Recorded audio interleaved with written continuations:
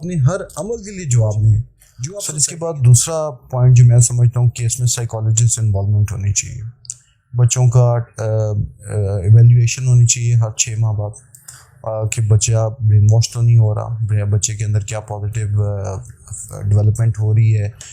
if the child is being allowed to have an at home visitation with his non-custodial parent, کوئی naan custodial parent کی طرف سے تو abuse نہیں ہو رہا. سائملٹینیسلی دونوں custodial and non custodial parent کا بھی سائیکالوجسٹ اسسٹنس انہیں ملنی چاہیے. تیسری سر اس میں جو اہم چیز ہے وہ یہ ہے کہ بہت سارے وزیٹیشن رائٹس جب الاؤ ہو جاتے ہیں تو کسٹوڈیل پیرنٹ کی طرف سے ڈینائل آ جاتا ہے, ایکسیس انشور نہیں ہوتی.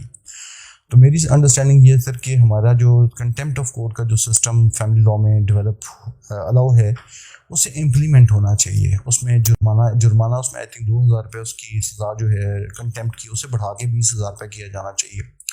سائملٹینیسلی جو کوارسو میئرز کورٹ اڈاپٹ کر سکتی ہے لائک تھرو پولیس یا تھرو وارنٹس, اگر پروڈکشن نہیں انشور ہو رہی بچے کی تو فار دا ٹائمنگ بچے کی کسٹڈی شفٹ ہونی چاہیے, پریکٹس ڈیولپ ہونی چاہیے یہاں پہ.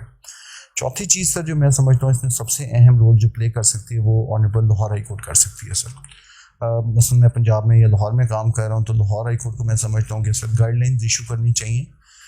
جیسے گائیڈ لائنز ہماری courts superior courts time and again issue کر رہی ہیں. مینٹیننس کیسے فکس ہونا چاہیے, انٹرنل مینٹیننس کیسے فکس ہونا چاہیے, کیا کوانٹم ہونا چاہیے, کیا ڈٹرمنیشن ہونی چاہیے, کیسے بچے کی نیڈس کو ایویلیویٹ کیا جانا چاہیے اور کیسے باپ کے سورس آف انکم کو کنسیڈر کیا جانا چاہیے. اس کے اوپر ہماری آنریبل لاہور ہائی کورٹ اور سپیریئر ادر جوڈیشری جو ہے وہ ریپیٹڈ ججمنٹس پاس کر رہی ہیں. سائملٹینیسلی سر